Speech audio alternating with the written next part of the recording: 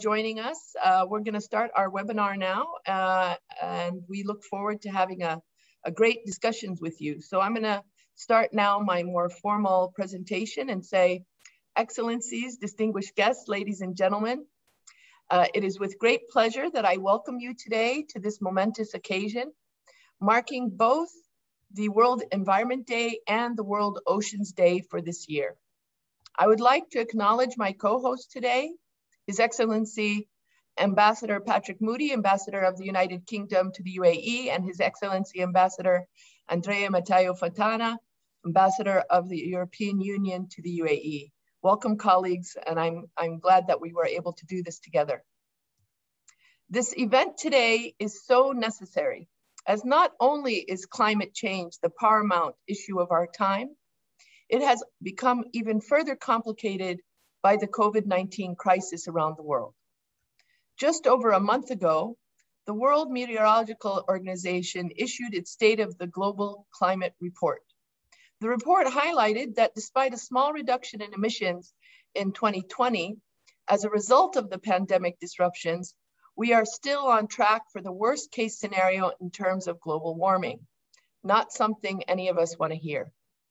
The goal of the Paris Agreement was to ensure that we do not exceed 1.5 to 2 degrees of warming by 2050, compared to pre-industrial times. This year, we are already at 1.2, with exponential growth rates expected.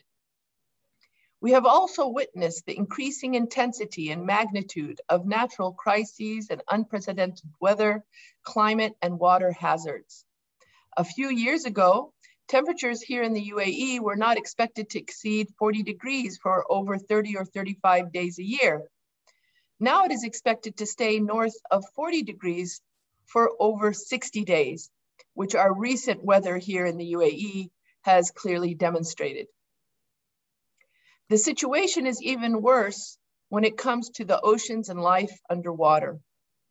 Ocean acidity has increased by 30% since the Industrial Revolution. This increase is 100 times faster than any other time over the last 20 million years. We actively see increasing water levels and warmer water currents that are hostile to marine life.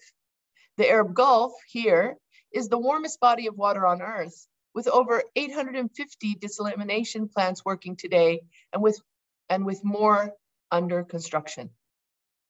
Ladies and gentlemen, there are no words strong enough to describe how critical the situation is. The Conference of Parties, or COP, is the primary instrument under which the UN Convention for Climate Change coordinates our efforts. And the United Kingdom will host COP26 in Glasgow later this year. I implore all of you to give the COP your unwavering attention and support to bridge the climate change adaptation and resilience gaps, which will make the difference in what sort of future we will all be living in.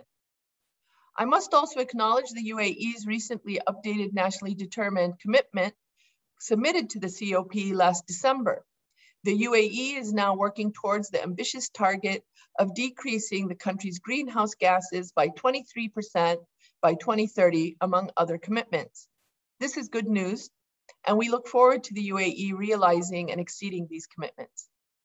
I thank you all for joining us today and for your commitment to this important topic. Allow me now to hand over to His Excellency Ambassador Moody, Ambassador of the United Kingdom to the UAE, and then following His Excellency Ambassador Fontana, Ambassador of the European Union to the UAE, for their introductions. Colleagues, over to you. Dina, thank you very much. And thank you very much to the UN and the EU for all the work they've done in setting up this webinar and gathering together both an excellent cast of speakers and a very wide range of participants. And it is very appropriate that we're doing this on World Oceans Day. For both the UK and the UAE, the ocean is sort of integral to our history. The sea, we are an island nation in the UK. The UAE has relied for much of its history on the sea. And so this is a time when we remind ourselves of just how important that heritage is to us. And very, very live tradition here from the inheritance of His Highness Sheikh Zayed Al Nahyan around the importance of everybody recognizing the importance of a natural world in our life. So like Dina, I also welcome the UAE's leadership's signature of new commitments in advance of COP26. As Dina has said, this is a critical year for climate and environment, and it is, and one can't say it enough, more important than ever that we accelerate our efforts to tackle the climate crisis, and in particular tackle the natural world aspect of that.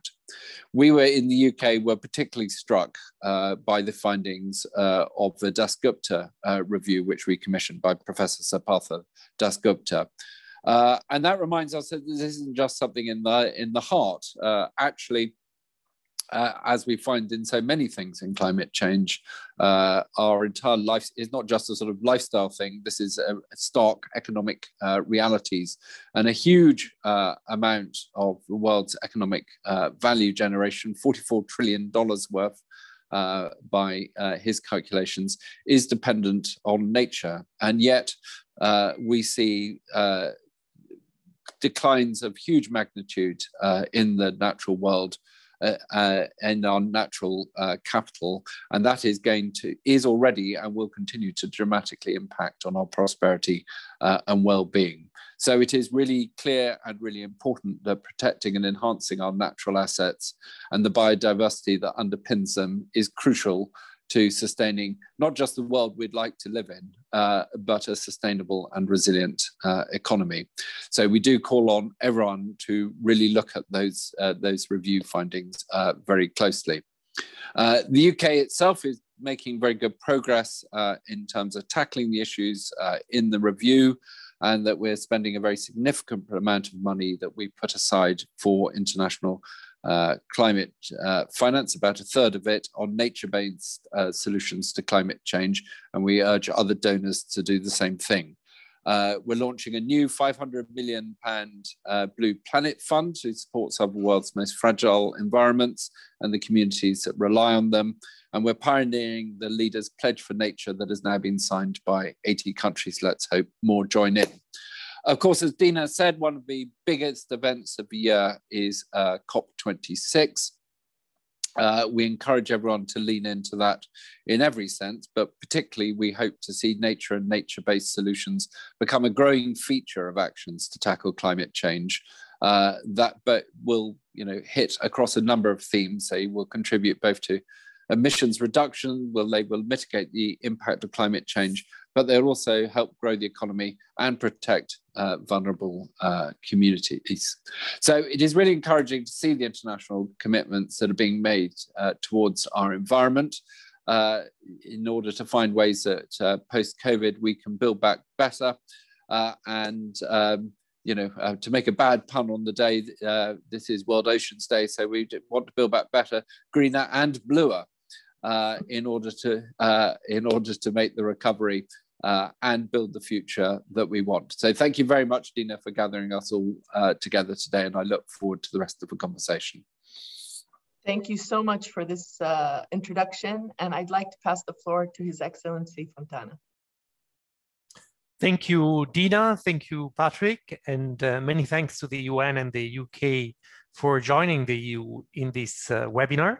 I will speak a bit about how the EU is looking at how to save the oceans and how this is linked to our Green Deal.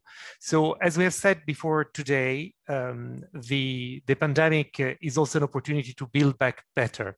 And we need to make sure together that we move from exploitation to sustainability and resilience for the planet.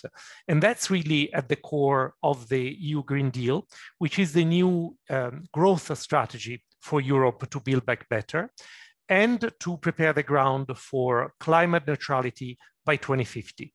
The EU Green Deal is a holistic strategy that brings together environmental, economic, and social sustainability. And the blue economy is no exception and should have its place there.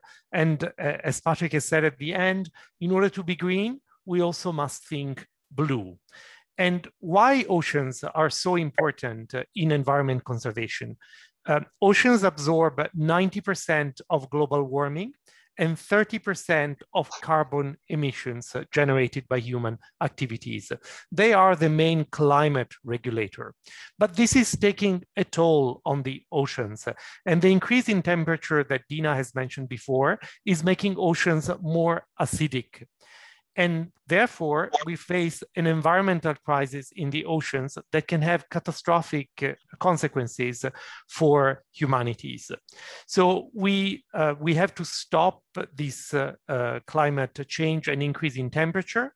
We have to preserve biodiversity and stop biodiversity loss. And we have to reduce pollution because we need healthy oceans for tackling climate change, but also for supporting the blue economy.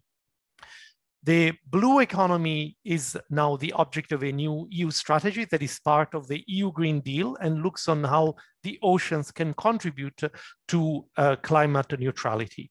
So we're looking at a sustainable blue economy for different industries and sectors that are linked to the oceans, the seas, and the coasts.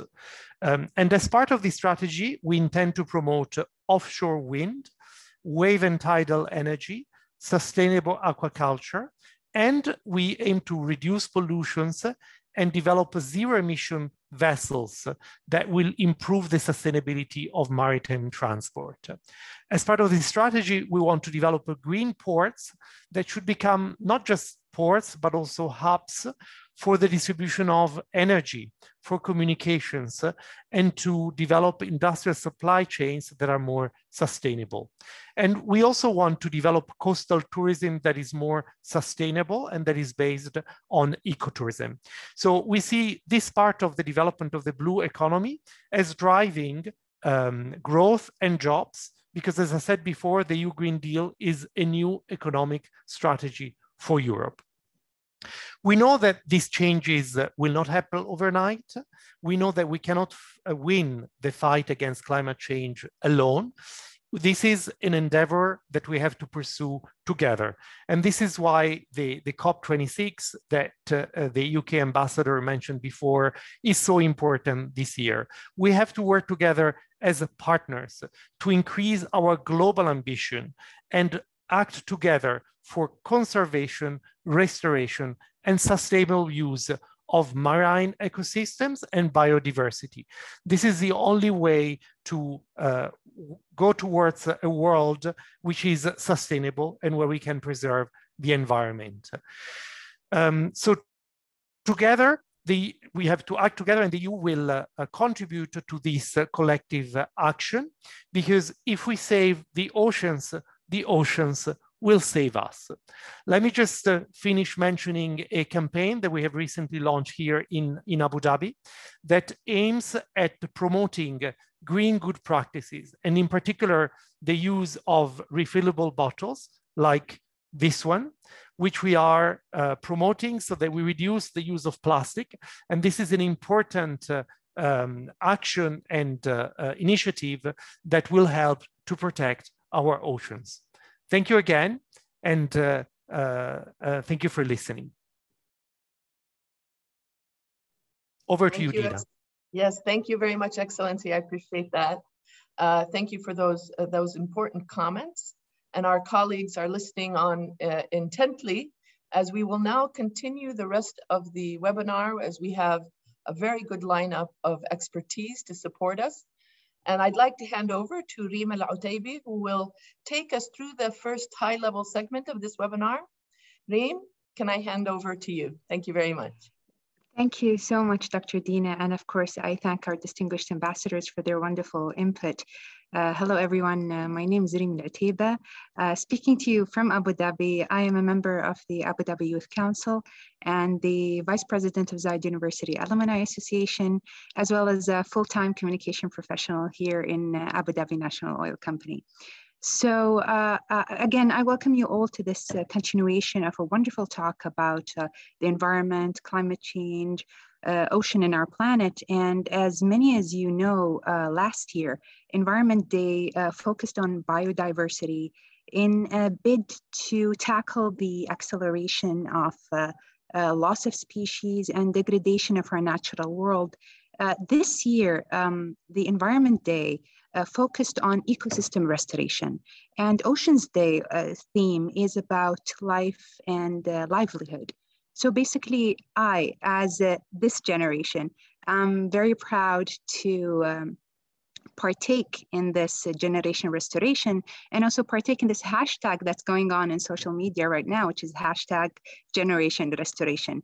That restoration of land and sea is highly emphasized in me. That is because Abu Dhabi in itself is a fascinating archipelago consisting of around 200 islands with breathtaking views, pristine beaches, and as you can see in my virtual background, as well as wildlife. And the desert and sea is actually a part of our Emirati DNA. Our grandfathers before us used the local fauna and flora from date palm trees, for example, for food and shelter, and the riches of the sea for fishing and pearling as means of economy. And that's why as our city expands, as of course that happens internationally, with the expansion of a city, there's a depletion of the Earth's natural resources. And that is why the government of Abu Dhabi and the UAE, along with Abu Dhabi environmental agencies, took this very seriously, and implemented policies and regulations that can adhere our local infrastructure and municipalities, also to limit the sign of strain on the environment. And of course, this is alongside protecting our fishing stocks, launching conservatories, also reintroduction programs, in which resulted in the survival of many of our wonderful species, like the Arabian oryx, the gazelle. I am named after a gazelle, Reem, and also the brown spotted reef cod. We call it here hamur. So we still have the hamur, thanks to these wonderful regulations and policies. And just to conclude, basically, personally as Reem, and of course my colleagues in the Abu Dhabi Youth Council, we took it upon ourselves as the next generation of leaders to actually ensure that there is a sustainable future and an inhabitable planet. And for example, we took on more things such as minimalizing our own spending. That would perhaps very smallly impact right now, but on the long term can have even more expandable impacts on the environment, such as His Excellency Andrea Fontana mentioned, the using reusable water bottles. And as you can see with the pandemic, unfortunately, we had to continue on using disposable coffee cups, forks and knives, etc., which somehow found themselves on our ocean and our sea. So again, to conclude, no matter how much the government pushes, no matter how many campaigns there is, no matter how many environmental documentaries Sir David Attenborough brings out to the world, there will be no change except when we start the change by ourselves. So thank you very much for listening to me, and thank you for admiring the background. I now would like to introduce His Excellency Dr. Abdullah Naimi, UAE Minister of Climate and Change and Environment, for also a statement, and also His Excellency Peter Thompson, UN Secretary General, Special Envoy for the Ocean. Thank you.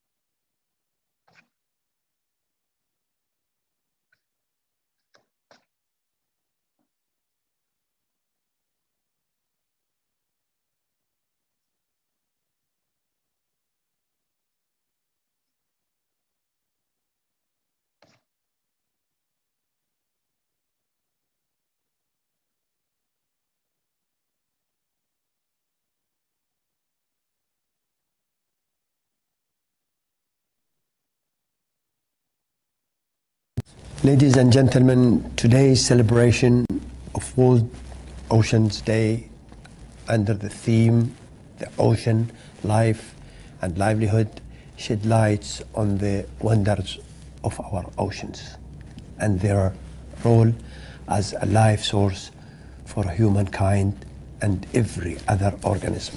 Oceans cover over 70% of the Earth's surface and together represent the largest living space on the planet that is home to an estimated 2.2 million species, many of which are sadly under threat. Ocean currents are instrumental in transferring heat around the world, shaping Earth's climate and weather systems. In addition, oceans produce more than 50% of the planet's oxygen and absorb about 30% of carbon emissions. They are also key to the global economy. Fisheries and aquaculture support the livelihood of 10 to 12% of the world's population. Oceans supply a wealth of living and non-living resources, from fisheries and marine biotechnology to minerals and renewable energy. Last year, with many nations under lockdown due to the COVID-19 pandemic, the role of ocean in safeguarding their food security became more prominent than ever. The importance of ocean to life on Earth is evident. However, human activity combined with the negative impact of climate change is putting enormous pressure on marine ecosystems. Overfishing, loss of biodiversity and extinction events, pollution, ocean acidification, overuse and coastal development, sedimentation and biological innovations are significant threats that require targeted efforts to address. The need of the hour is a balanced economic growth with ocean health. Oceans are of special importance to the United Arab Emirates. Our marine waters are the mainstay of our fishing and tourism industries.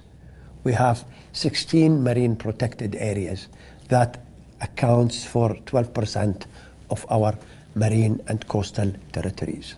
Our current focus is on conservation and restoration of marine habitats, especially mangrove forests, coral reefs, and seagrass meadows.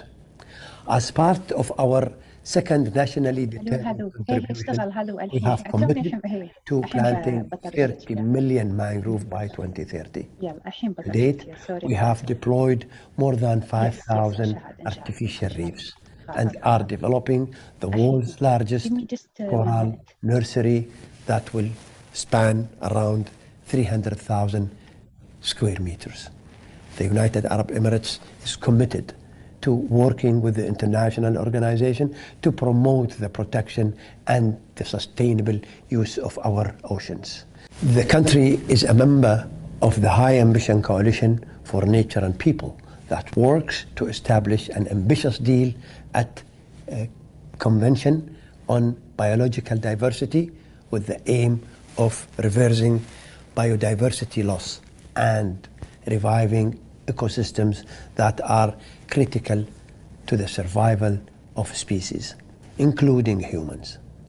The main goal of the group is to protect 30% of the world's land and ocean by 2030.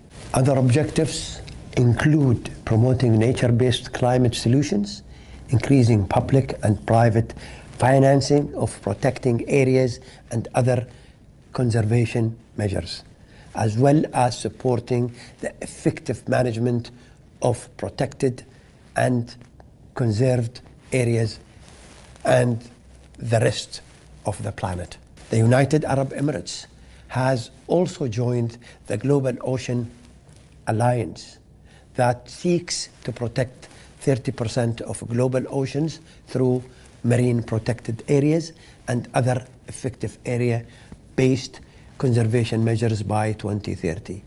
In a wide context, we are supporting the United Kingdom in hosting the COP26 this year, and we are bidding to host COP28 on 2023.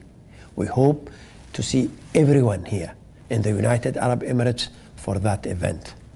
World Oceans Day serves to remind us that we must continue to explore ways of preserving our oceans for future generations, reducing our carbon footprint, cutting down on plastic pollution, conserving blue carbon ecosystem, and driving the transition to the sustainable blue economy. And collective action is the only way we can achieve our common goal. Thank you very much.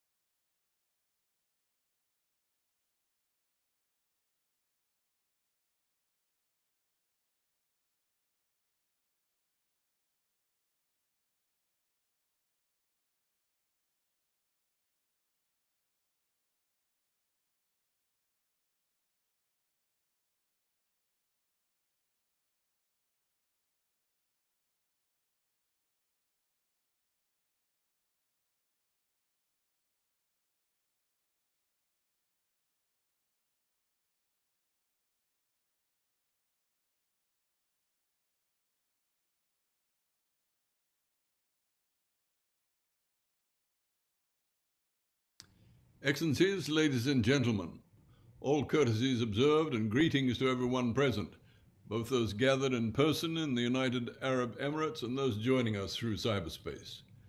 Thank you for allowing me the honor of addressing you all. Before I proceed to the substance of my remarks today, I'd like to applaud the various partners that have organized this event.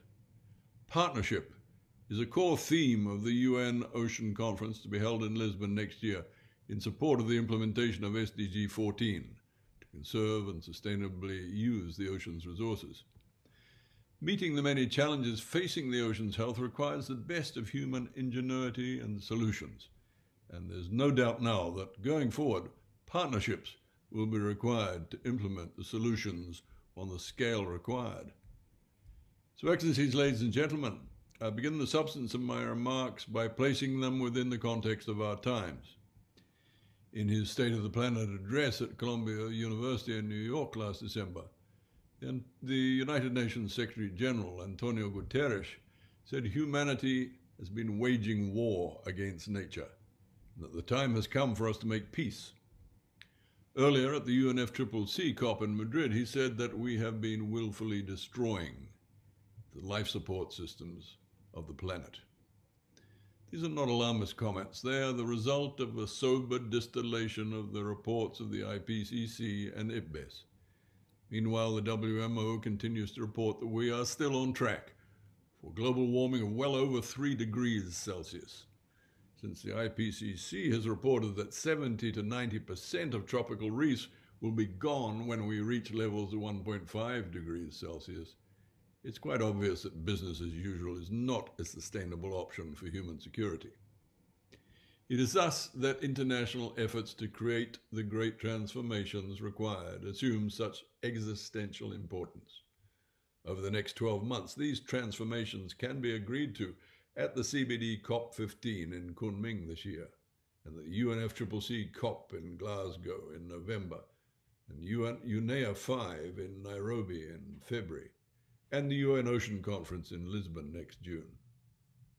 Excellencies, ladies and gentlemen, if the UN Secretary General has called upon humankind to make peace with nature, what is our peace plan?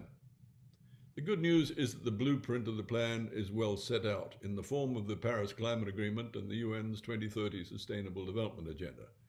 This combined blueprint, if one were to describe it as such, was universally agreed to by the leaders of all our countries back in 2015. All we must do is faithfully implement it, and we will have peace with nature. Under the Paris Agreement, the governments of the world agreed to substantially reduce global greenhouse gas emissions. It's no secret we have been lagging in our application of the necessary measures. It is thus that the conference in Glasgow in 5 months' time has been described by many as the world's last best chance to get runaway climate change under control. Glasgow also presents the best opportunity for the world to move the climate finance needle decisively in the direction of strengthening the ocean's contribution to climate change mitigation and adaptation.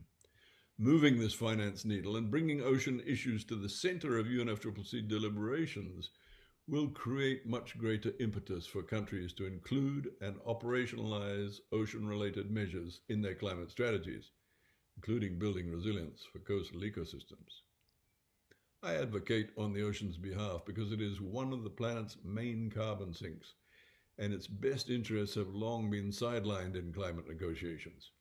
Our coastal ecosystems of mangroves, seagrasses, wetlands, and kelp have massive carbon sequestration properties, but are being systematically destroyed by human activities.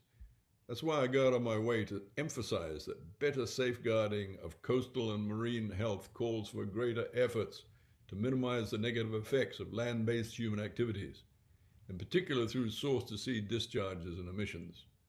Plastic waste, industrial effluents, excess nutrients from agriculture, fertilizer and pesticide runoffs, desalination wastewater, and sewage carried to the sea and rivers and drainage systems all degrade coastal ecosystems, further compromising the ocean's climate services.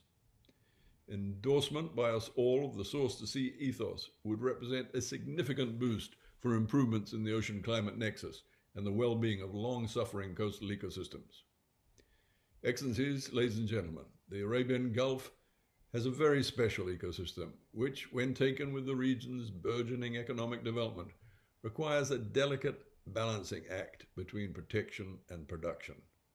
I wish you well in your deliberations today, and I look forward to hearing of their outcomes, and I thank you for your kind attention to my words.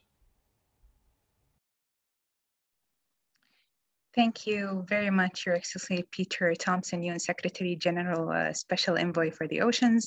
And now we're going to hear from Her Excellency Janet Rogan, COP26 Regional Ambassador for Middle East, North Africa, and Sub-Saharan Africa. Thank you, Reem. And could I say also thanks to my former colleague Dina and her team for organizing this. It's lovely to see you again. Excellencies, distinguished guests joining us today. Can I first applaud the passion showed by Reem when she started off this section, and the leadership and a clear understanding of young people and the youth as we address this agenda today, reminding us all that the protection of our planet and life on Earth starts with each and every one of us. I'm here as the UK's COP26 Regional Ambassador for the Middle East and Africa. And my job is to increase our outreach and our diplomatic engagement with all the countries across my portfolio. Nature is a core theme of the UK COP26 presidency. And I should also, of course, note here the Convention on Biological Diversity, COP15, which will be held in China later this year, helping us again all to focus on nature and climate. World Environment Day, a few days ago, 5th of June, and World Oceans Day, always on the 8th of June, are moments for us to reflect on our planet and to understand that in the age of the Anthropocene, for the first time in our existence, humans are significantly altering the atmospheric, hydrologic, biospheric, and other Earth systems and processes. In other words, our planet and the natural life upon it. Even with the global pandemic that we have all been living through for the last almost 2 years, there are consequences immediately in the short term on our planet. Masks, gloves are washing up on our beaches already. We already had a particular burden of single-use plastic bottles, also clogging up the drains and our beaches. And I was very glad to hear today of the EU's initiative on refillable bottles. These will all make significant differences to the impact that we're having on our planet. Natural ecosystems are key for climate action, not only because they are the first to feel the impact of climate changes, but also because they give us the tools to adapt to rising temperatures and to lock up and store carbon.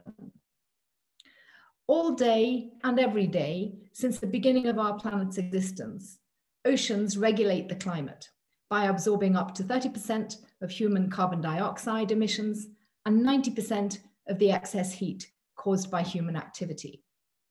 But our actions are damaging the oceans and marine life, directly through pollution and indirectly through global warming. Over 70% of the Earth's surface is covered by water, and 96.5% of all the Earth's water is held in our oceans.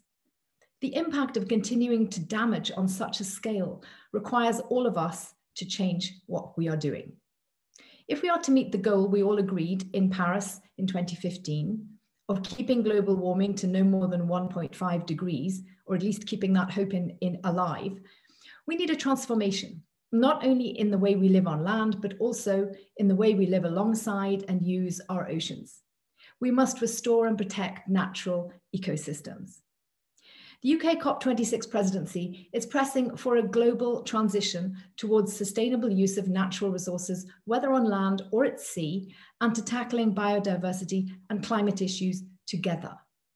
In September 2020, the UK co-authored the Leaders' Pledge for Nature to reverse biodiversity loss by 2020, recognizing the interdependency of sustainable socioeconomic development, biodiversity, and climate change. And we should also remember that the UN's Sustainable Development Agenda 2030 was also agreed by all global leaders in 2015, the same year as we all signed up to the Paris Agreement. SDG number 13 is about climate action, and SDG 14 is about protecting the world's oceans. The Leaders' Pledge for Change has now been endorsed by leaders from 88 countries from all regions, representing 37% of global GDP and more than 2 billion people, as well as over 50 non-state actors and subnational governments. And I invite the UAE also to join this landmark pledge.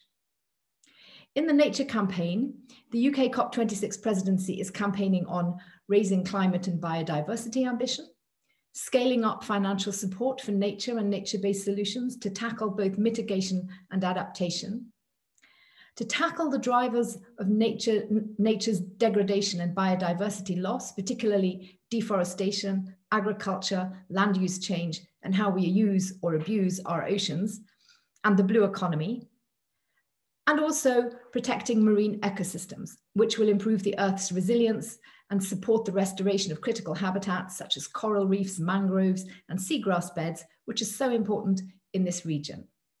As an island state, as the ambassador said, the UK is also championing the protection of marine ecosystems through the Global Ocean Alliance of countries in support of a new convention on biodiversity target, which is to protect at least 30% of the global ocean as marine protected areas and other effective area-based conservation measures by 2030. This is the 30 by 30 campaign for the global ocean. 46 countries are now signatories, including the UAE, which is also a member of the Higher Ambition Coalition for Nature and People. And I look forward to seeing even more ambition, regional leadership, and innovation from our friends in the UAE.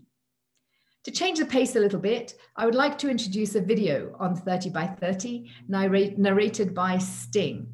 Thank you very much for listening and for joining us today.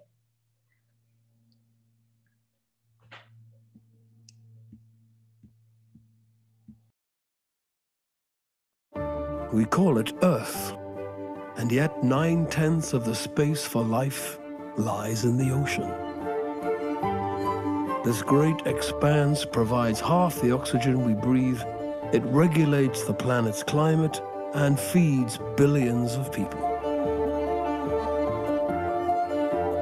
Without a healthy ocean, there would be no life as we know it. However, human activities and climate change have put it under pressure. The ocean has taken care of us for generations, but we need to take much better care of it into the future. From mangroves to coral reefs, from the polar regions to the open ocean, we must create marine protected areas. These special places safeguard biodiversity and sustain ecosystems. They help absorb carbon and provide livelihoods for millions of coastal communities. But above all, they give us hope for the future.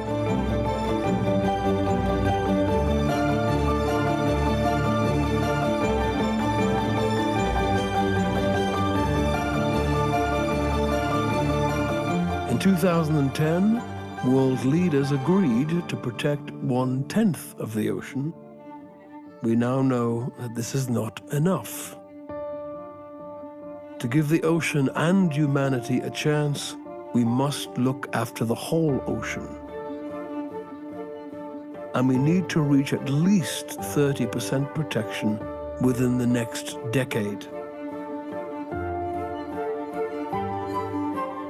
Now is the time for action, to come together and to scale up effective protection for the future of us all.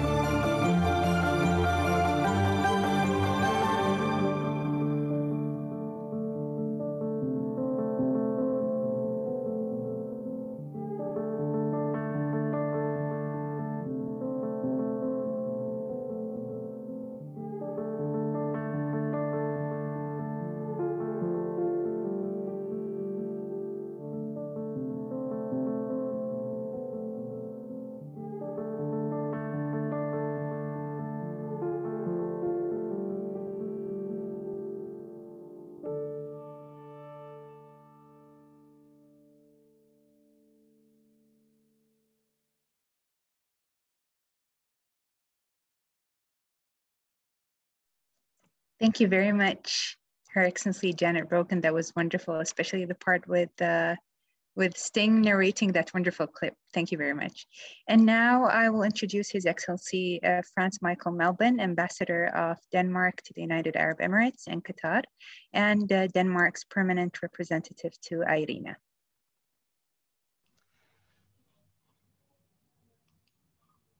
Well, thank you very much, and I'm thrilled to be here, and thank you very much for making sure that we could have this discussion here today, and also some wonderful presentations already. So we heard a lot about the risks, we heard a lot about the threats and the global nature of this issue. I'd like to focus on solutions, actual actions that make a difference and can change the course of what we're seeing now. And I'll try to be specific by showcasing 3 examples of things that you can do that actually work.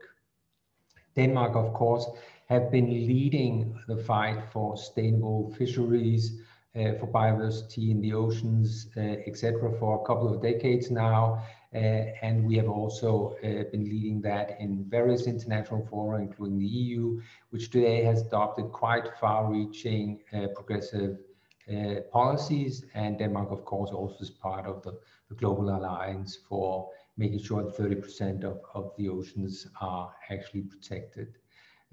So a lot of work to be done, of course, but there are things that work out there. So let's look a little on some examples there. And first I would like to mention is that if you want to protect biodiversity, if you want to help fishermen keep up their fishing, if you want to make sure that the biodiversity out there is sustained, using science-based regulation of fishing is a great tool. It actually works. When you start regulating fishing not based on old quotas or what people think or narrow, short-sighted economic notions, but take a science-based look at how you can repopulate fishing and make sure that there is sustained growth, also economic growth for fishermen. You use science and it does work. Fish populations do repopulate. Fishermen's incomes do go up. Fishing communities can be revived. We've seen this in several areas. There are good examples out there in my own country, in the Baltic Sea, North Sea. We've seen it in the US. We've seen it outside the coast of Japan, etc. There are good examples out there. Use science, it does work. It does work. And we can have sustainable fishing, and fishermen can have good sustainable earnings too at the same time. The second thing is that we need to move not only looking at prevention and protection, important for sure, because a lot of what's happening is so negative to the oceans, but there is also a need to make sure that we reverse biospace and ecological losses. So it's not enough to just look at the prevention. Let's make sure that we go out there and we help repopulate biodiversity in the oceans. And it can be done. We have, as an example, in Denmark, thrown rocks into the sea. Now, it sounds pretty silly to say, but the fact is we've actually taken a lot of large rocks and thrown into the sea.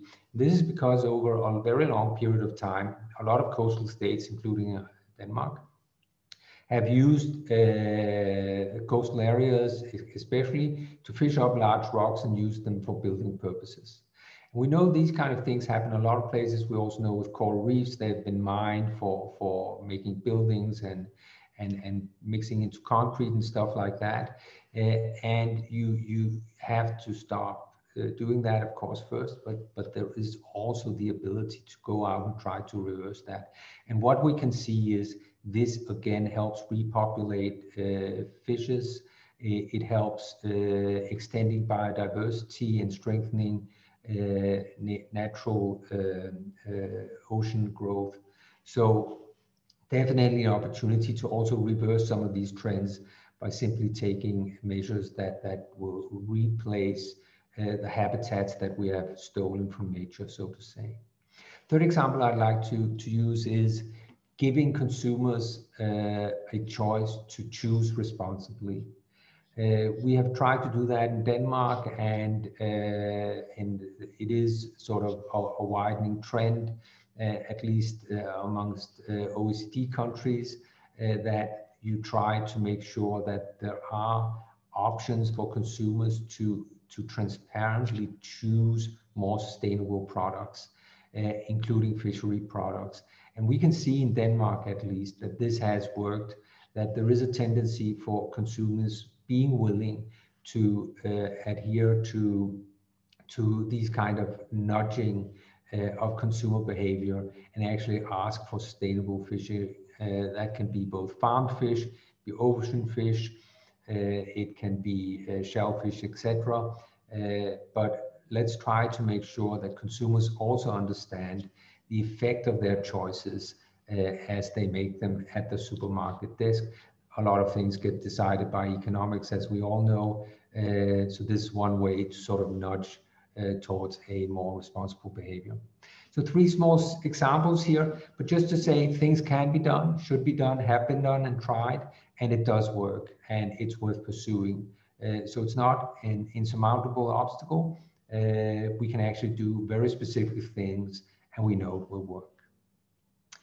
Now, I promised to try to round off these keynote speeches.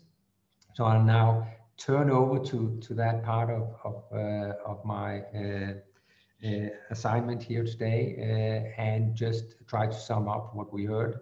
So I think that the first message from His Excellency Al-Nuaimi,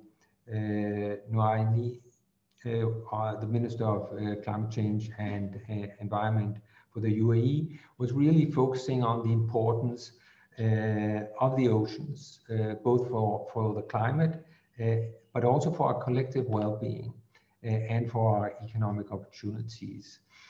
And also stressing that humans actually are stressing the oceans, putting pressure on the oceans, so that we should also realize that human activity, which is causing this harm, can be alleviated by human actions that counter the harm that the oceans are experiencing.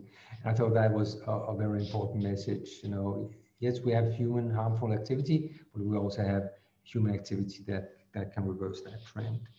The UN Special Envoy for the Oceans, Peter Thompson, then looked at the critical nature of having international cooperation in this area, highlighted several of the international deals and agreements that were out there, and also that the threats to our oceans could be reversed if we actually started seeing governments adhering to the agreed deals and statements that have been made. There's a lot of pledging going on, which is great. Let's also have actions to follow that up. Was sort of the key message we got there from the UN representative. And finally, Her Excellency Janet Rogan, the COP26 ambassador for mainland and sub-Saharan Africa, reminded us of our individual opportunities to be part of that change that is needed. So it's not just about government action, it's also looking at ourselves, seeing what can we do and what kind of actions are available for us as individuals to help mitigate the risks to our own long-term well-being and livelihood. And I thought that was a great message also coming from there.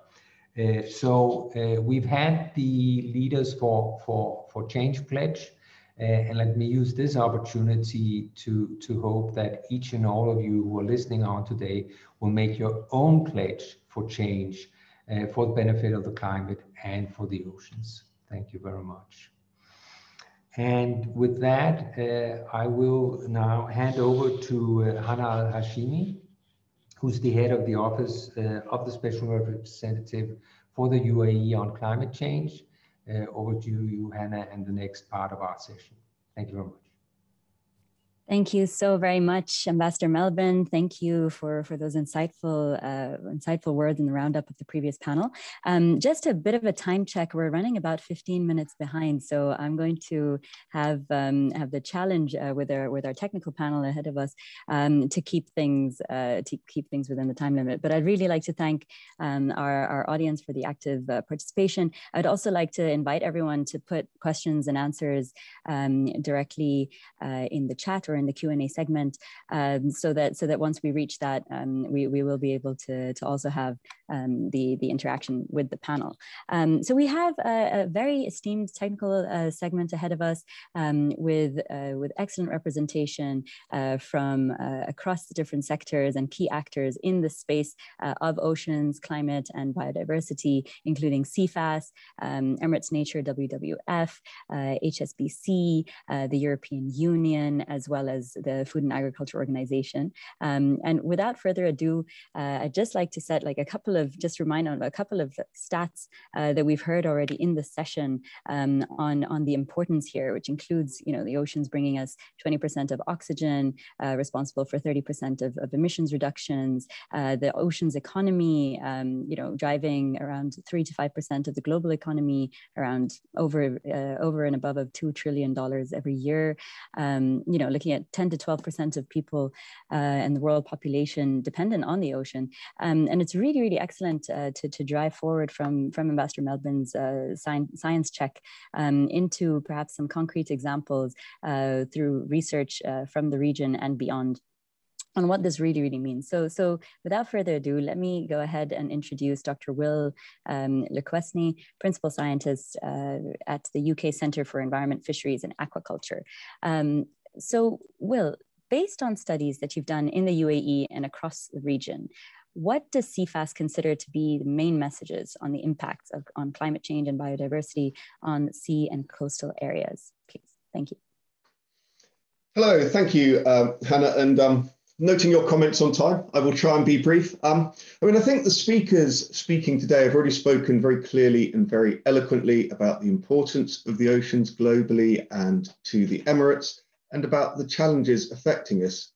Over the last decade and even longer, myself and colleagues in CFAS have been able to work with scientists in the Emirates and across the Gulf region, looking at various aspects about the functioning of the Gulf ecosystem and the human impacts affecting this. And we've done a number of kind of reviews and synthesis studies. And I just wanted to talk very briefly about one of them. I mean, a point I'd like to make is that marine scientists are very aware that nature is very robust. It has a lot of powers of resilience, and it is very capable of withstanding change. However, it's when multiple factors are stressing the ecosystems at the same time that there is greater risk of sudden and catastrophic change. And we refer to this as cumulative impacts.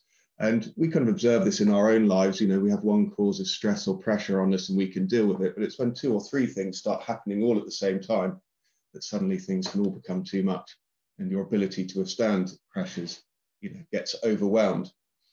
So just thinking about this topic of cumulative impacts, and it's been referred to already this afternoon, is the role of desalination as an example. Desalination is fundamental to societies across the Gulf, and it's growing at a phenomenal rate. Originally, the impact of desalination plants could be seen just in terms of a single plant, but as the role of desalination has grown, the effect of plants is now so large that it's having an impact at a regional scale. And these desalination plants draw in water, which has passed through a series of physical and chemical filters and decontamination processes, so that when the water is returned back to the sea, not only is it warmer and saltier, but it has been largely sterilized. Now, estimates of the current desalination capacity of seawater plants operating around the Gulf is that it's in excess of 20 million cubic meters per day. And this could rise to over 80 million cubic meters per day by 2050. Now, this sounds like a very large number. I mean, can we actually conceptualize how large this number is? So if you think about the volume of water that is sucked into desalination plants on a daily basis, some of this is then taken to water into the freshwater systems and some of it's returned into the Gulf. But if you started filling Olympic-sized swimming pools with water and laid them out end to end, at the moment, every day, the amount of water drawn into desalination plants around the Gulf would enable you to fill Olympic-sized swimming pools laid from end to end, stretching from Abu Dhabi to Kuwait City and over half of the way back again. And based on a business as usual kind of scenario and a prediction, by 2050, the volume of water entering desalination plants around the Gulf every day would fill Olympic-sized swimming pools reaching from Abu Dhabi to Kuwait City over 6 times over. Every day. And this is water being drawn in from the very diverse and productive coastal waters where there are coral kind of spores, there are fish larvae, and there are plankton, and it is being largely sterilized before it is returned to the water. And also it returns saltier and hotter. And this is occurring alongside climate change.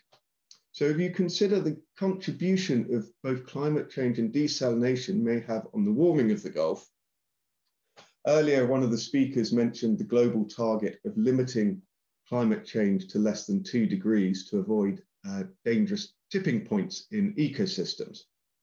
Let us consider instead the higher limit, or not higher limit, the even higher impact of a 3-degree change. It is predicted that under a business as usual scenario, by 2050, over 15% of the waters of the Gulf, the surface waters of the Gulf, could have a temperature rise by over 3 degrees centigrade as a result of desalination.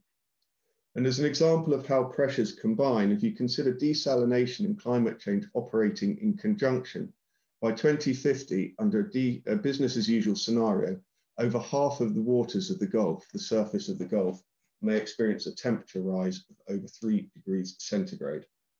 Now, I won't speak any longer, but just to say, I think this highlights the nature and the magnitude of the challenge that faces us. And I think the need for transformative change has been highlighted by various speakers already. And just to kind of summarize, just to note the points made by the International Panel for Biodiversity and Ecosystem Services, this is the kind of biodiversity equivalent of the climate IPCC. They have said that in order for us to conserve and sustainably use nature, we are not achieving this under current trajectories. And if we want to meet this by 2030, we're required to undertake transformative change across our societies. And I think on World Oceans Day, it is important for us to take a moment to consider how we can do this at an individual level and as well as a societal level to avoid some of these adverse impacts that we can see coming to us in the near future. Thank you.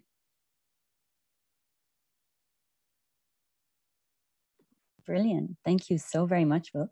We're now going to move over to Marina Antonopoulou, Associate Director of Biodiversity Conservation at Emirates Nature and WWF.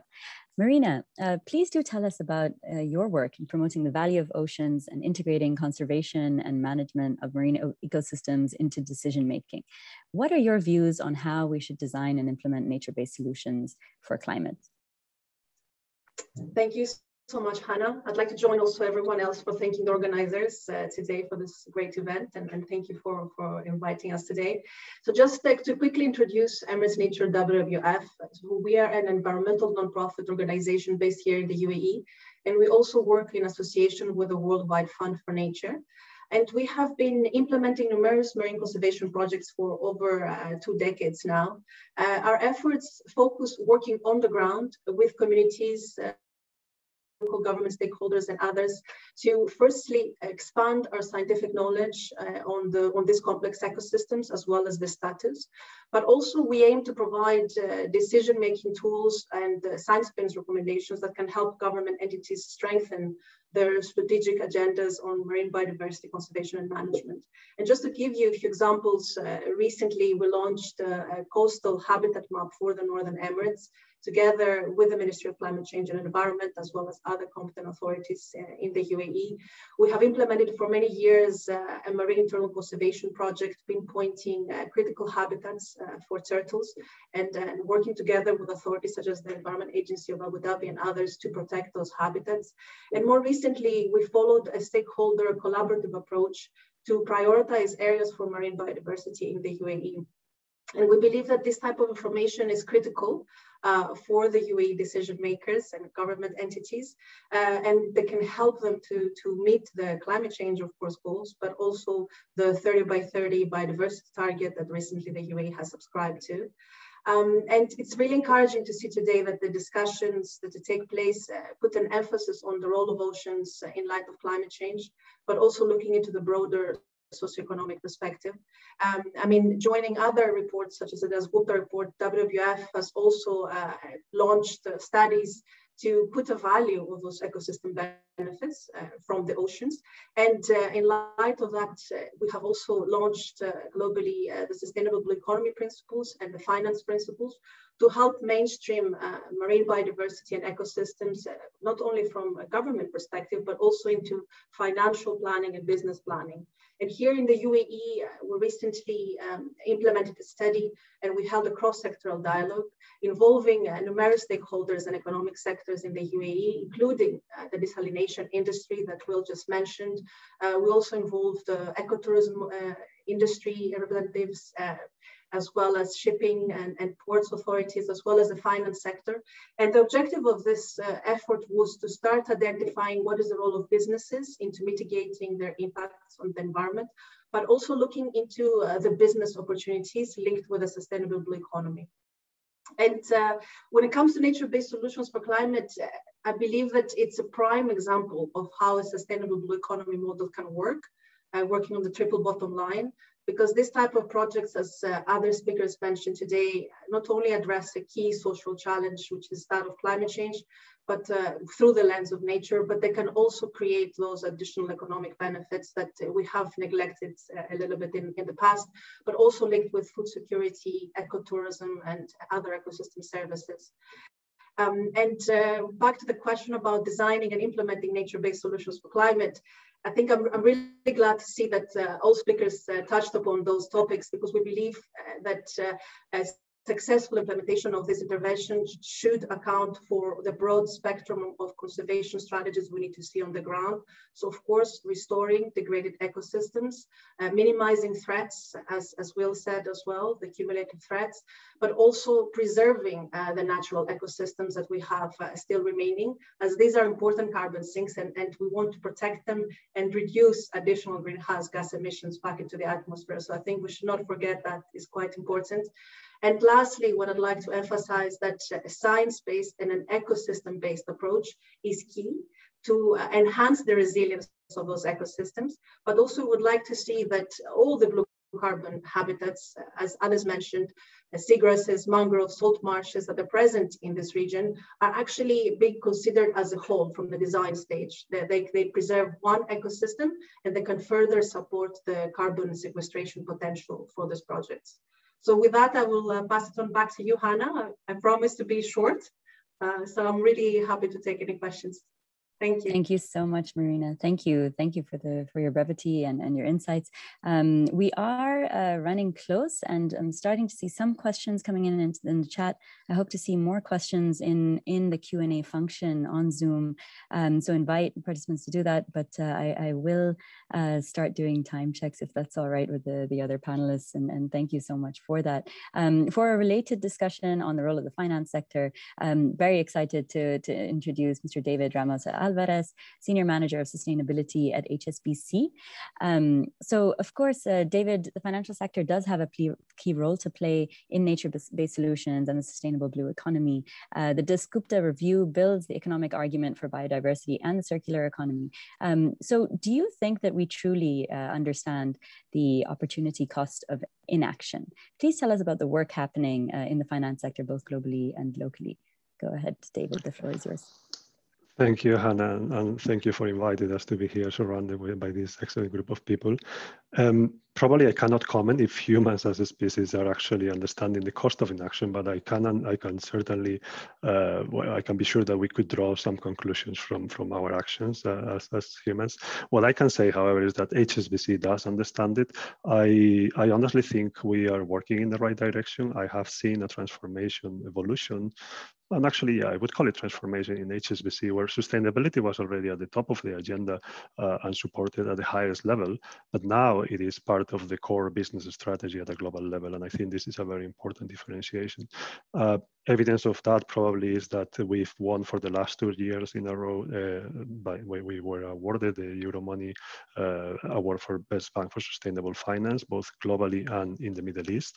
And of course, we have a great portfolio of sustainable finance products for our corporate clients. We have green bonds, we have working on blue bonds, we have green loans, trade finance, anything, you name it, probably we will have it. But we are also working a lot with our retail clients. We, for instance, we were one of the few banks in launching a specific green loan for electric vehicles here in the UAE. And of course, that has a discounted price compared to our normal vehicle loan. And actually now we are the cheapest in the market through a collaboration with Tesla. And also a few weeks ago, we announced the first ever green mortgages being signed in the UAE. And they were actually the first ones also being issued by Hsbc globally. So we are kind of bringing the UAE to the global picture within Hsbc. And of course, they also have economic incentives to make sure that we are driving a more sustainable living. I can say as well, last year that we launched a dedicated sustainable finance and transition team. And those are a team of bankers who are experts in sustainable finance. And we work very closely with them. I mean, the sustainability team, we work very closely with them to raise awareness, to do training, to raise those trending topics and drive new products development to make sure that we are at the forefront of sustainable finance. Bringing the conversation closer to the topic of today, one example that I can mention is, and actually probably that example showcases how we in Hsbc believe of the value of natural capital from a commercial point of view as well. We launched last year a partnership with Pollination where we are aiming to create an asset management company focused only on natural capital and other emergency sustainable asset classes. At the end, what we want is we give an opportunity to our clients to invest in nature, but do it at a scale where they can actually create impact, but they can also get good returns as any good investor we want to. The last aspect I would like to touch on is how we, apart from the business, how are we driving sustainability through our businesses? We are also doing it through our philanthropic budget. We announced 2 weeks ago what we call the Climate Solutions partnership, it is a 5-year and $100 million collaboration partnership actually with the World Resources Institute and WWF International. What we want to do, and of course a variety of local partners as well for the local implementation, what we want to do, we are aiming to remove barriers and scale climate solutions so they become actually commercially viable. And we're also working on with the same purpose of protecting and restoring biodiversity. We are working on 3 areas. We are working in climate-related innovation. We want to help ventures and startups to scale up. We are working as well in energy efficiency to accelerate energy efficiency and transition to renewables in Asia particularly. And we are also working in nature-based solutions, as it has been discussed today, as this is a very important topic. And we want to restore and protect those important ecosystems. Globally, we will be working on projects, so we will support in projects that work on regenerative agriculture, on forestry as well, and wetlands and mangroves, which is the topic that we've chosen to work on in the Middle East. We have already several projects committed, and they're actually going to be announced next week. We're working to try to make the announcement today, but it couldn't happen through internal approvals. But they will be announced next week, and we actually have some of the partners virtually sitting next to me in this call. So it's good to see that we are all aligned. And actually, our flagship program will be implemented here in the UAE. So we are really looking forward to be able to talk about it and to create that change that we need is required to bring that commercial angle into natural capital. Happy to answer questions later on. Thank you. Thank you so much, David. Right on time. Thank you very much, and looking forward to the announcements next week as well. We're now going to turn to the European Union as a region, to Ms. Isabelle Vialon, Deputy Head of Unit responsible for Sea Basin Strategies, Maritime Regional Cooperation, Maritime Security in the European Union, Director General for Maritime Affairs and Fisheries. Isabelle, the EU has laid out a new approach to the sustainable blue economy. What does that mean concretely, and what would you like to share with the audience? Over to you. Thank you very much, and good morning to everybody. I'm very pleased to be with you today and to listen to what's happening in your region. In Europe, I mean, the last few weeks have been very busy indeed, because we have recently adopted a new approach on sustainable blue economy that was followed by Council conclusions from all the EU member states that endorsed this approach. I think the previous speakers highlighted very well the need for protection and restoration of marine ecosystems. But we know also that, the oceans are also part of the solutions if we want to address climate change and move to more sustainable models. Just to highlight this, for example, we know that oceans can be a very important source of clean and renewable energy that are essential if we want to meet our targets in terms of decarbonization. We know also that oceans can be a source of alternative proteins. So the challenge is to combine the two elements, protection, restoration, and at the same time using properly the oceans for meeting a number of societal challenges. So that's why we have this new approach. So it has many implications, the change of approach. The first one is that all blue economy sectors shall make effort to transition to more sustainable model. It means, for example, that they have to decarbonize their activities. And for example, in the maritime transport, this is a very big challenge. They need to reduce their impact on biodiversity and even work with biodiversity to, for example, address the challenge of erosion. We need to reduce pollution at sea and address the question of the issue of marine litter. This, of course, most of the pollution comes from the land, but also some blue activities continue to generate pollution, and we have to stop it. And in the same way, for example, we need also to think about more resilient model in terms of tourism and so on. So the role of the EU and the decision makers is really to create the incentive for all the blue economy sectors to transition to those more sustainable practices. That's the first thing. The second step, because we need to go even beyond that, is that we need also to change the way we are working at sea. We can't continue with the unchecked expansion of activities and the multiplication of layers of activities that have a big impact on our coastal and marine habitats. So we need to better plan to look at the interaction of the different activities to reduce the negative impact, and at the same time, for example, to look for positive synergies so that we reduce the cumulative effect of activities at sea. I mean, previous speaker mentioned, for example, the problem raised by desalination in the region, but that's very important that we have this overall planning of what's happening at sea, and that we know better what are the effects. And in that aspect, I think the digitalization and the new data we can get from satellite and so on will allow us, if we invest on them, to have a better understanding, a better knowledge of the ocean, and a better understanding of what will happen in the future and what are the effects of our activities. So investing, for example, in modeling, in forecasting is very important element of our policy in the EU. But I mean, when I mentioned, for example, transitioning to more sustainable activities, it is also about innovation. We know that we are facing a kind of industrial revolution in a way.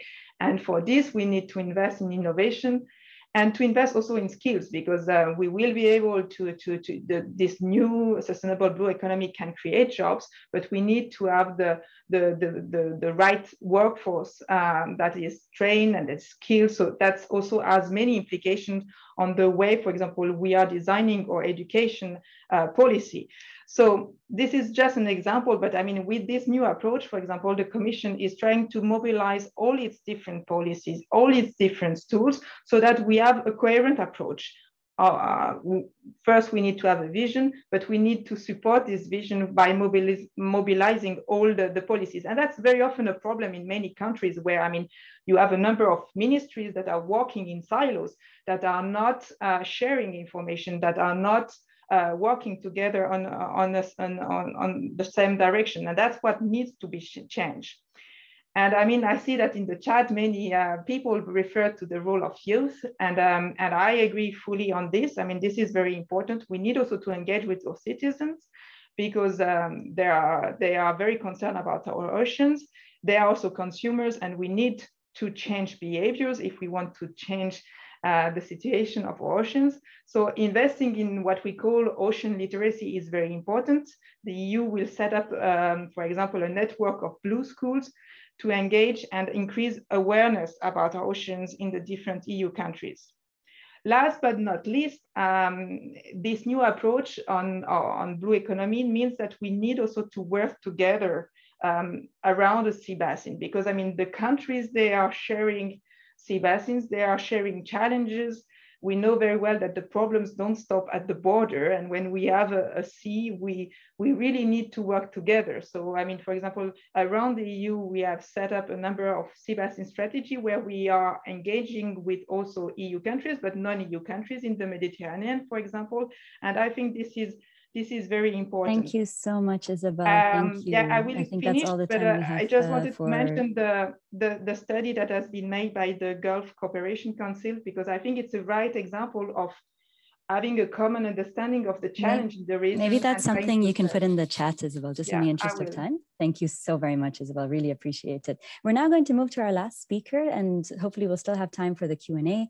Mr. Dino Francescuti, Sub-Regional Coordinator and FAO Representative in the UAE. Dino, FAO has a mandate to fight hunger, and fish is, of course, a major source of food and nutrition for millions around the world. So we also know that fish biodiversity and aquatic products like pearl oyster are important for the people in the UAE and have been for decades. So what is the current status of fish production and consumption globally and in the UAE, and what, in your view, is the way forward? Thank you. Thank you so much. Anna, let me now bring this dimension of food security into our reflections. We've been talking about all the various elements of high relevance of our oceans. Food production is one of them. Let me start by saying that with some figures, in 2019, the world produced almost 178 million tons of aquatic food, with capture fisheries contributing to 52% of this. Fish is a food of primary importance, accounting for over a quarter of the animal protein intake in the poorest countries. It also provides livelihoods to more than 120 million people. We have referred to them already, and is one of the most internationally traded foods, with a total export value of 165 billion US dollars. This is more than the combined value of international exports of beef, poultry, and pork putting together. In the UAE, the importance of aquatic food has also been growing over time, and consumers now eat more than 26 kilograms per capita per year. This is more than the global average and more than other countries in the Gulf Cooperation Council. But it requires imports, as more than 80% of the fish locally available comes from abroad. The rest being supplied by capture fisheries and aquaculture, which is a very important element now. This trend will not stop soon, as the total food demand is projected to increase by 60% by 2050 compared to 2030. Fish is also expected to contribute to a larger proportion of food, and diets will shift in support to a healthier nutrition. So in the long run, there is no alternative but to ensuring sustainability. We need the ocean, we need the marine ecosystems to continue providing our food. Today, nearly 80% of the fish volume harvested from the seas come from sustainable fisheries. This is good. But the number of stocks overfished are also growing in the meantime.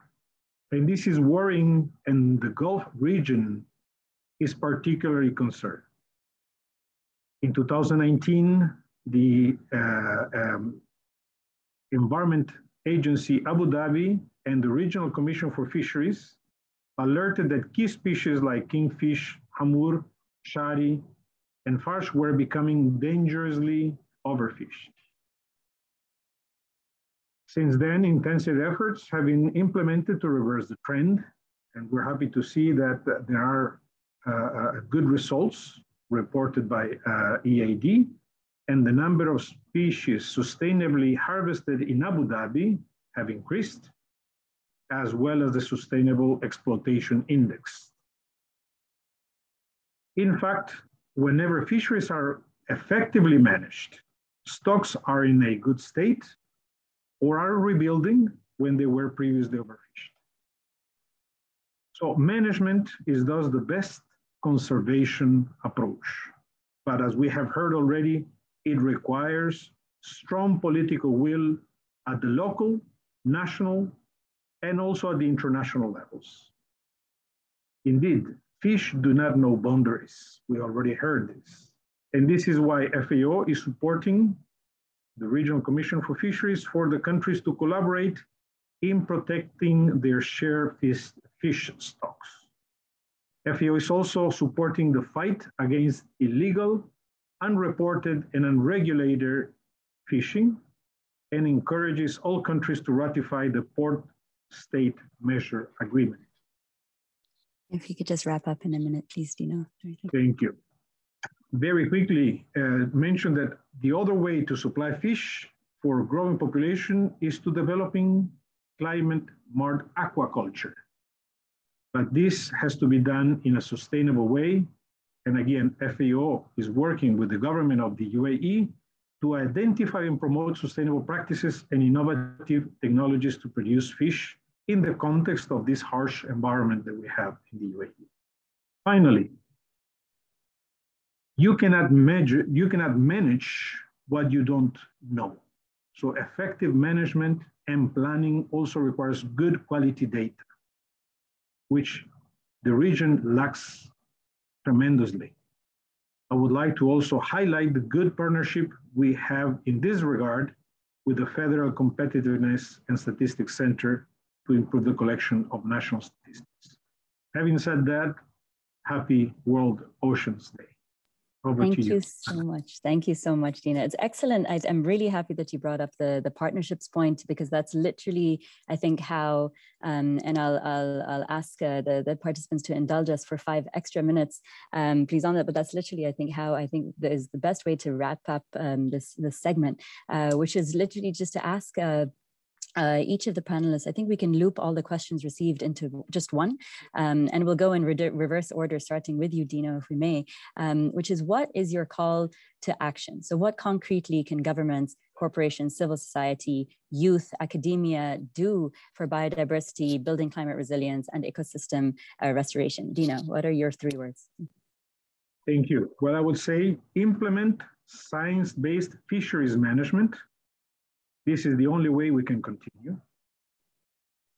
I would also say support the development of aquaculture by investing in technologies respecting the international standards of sustainability.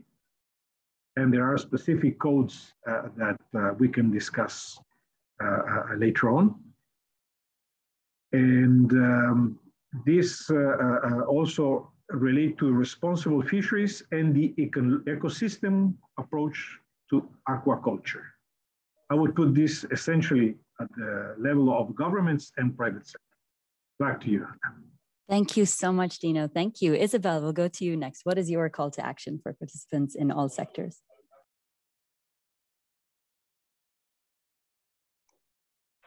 I think the main call for action is that we have to change the way we are working. And I think really, I mean, for us, that's we know that it's very challenging, but for example, ensuring that the different administrations, different ministries, and that countries around the same regions work together is essential, because otherwise we will continue to just the same way we operate, and we will continue expanding activities at sea with the cost we know. So for me, it's a change of behavior and attitude that is very challenging, of course, but it's feasible.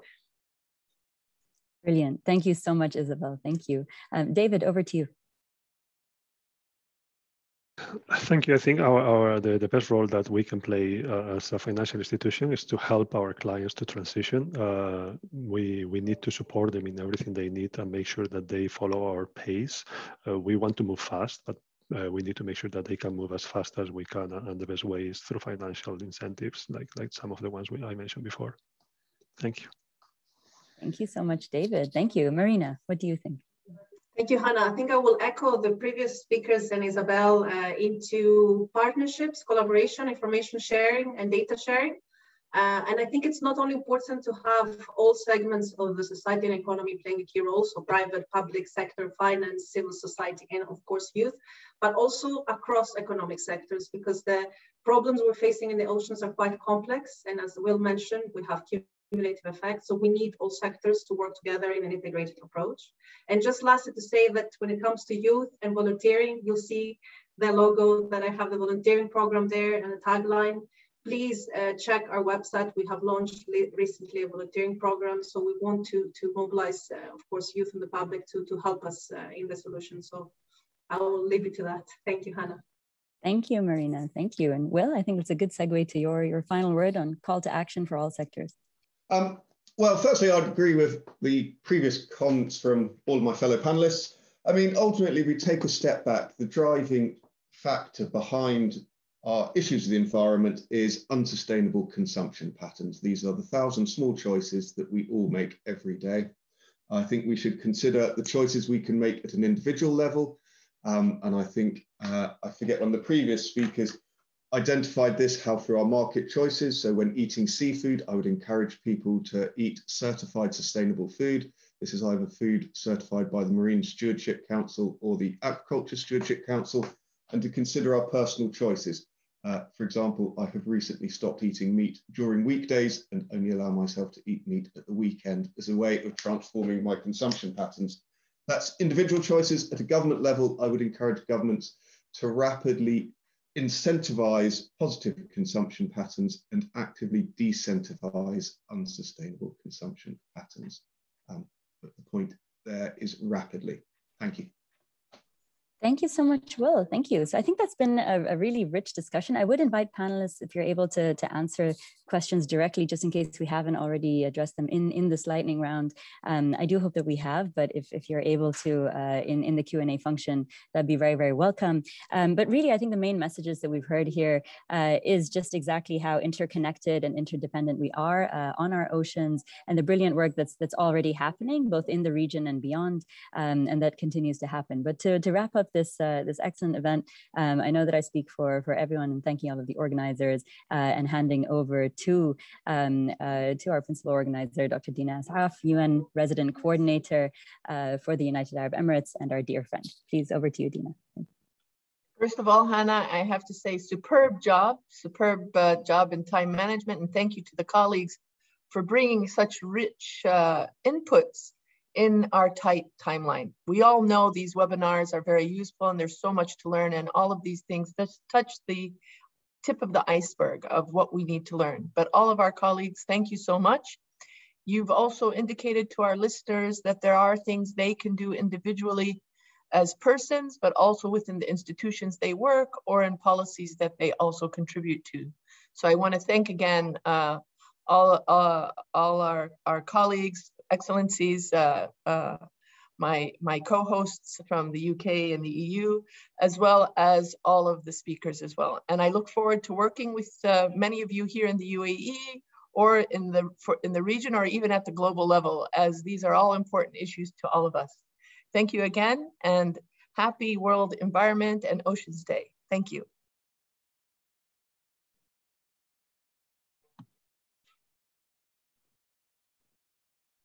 I think for the panelists, if you could put on your pictures, maybe we can take also a group photo to commemorate today and maybe share with each other. So I'll just ask the panelists to put on their cameras.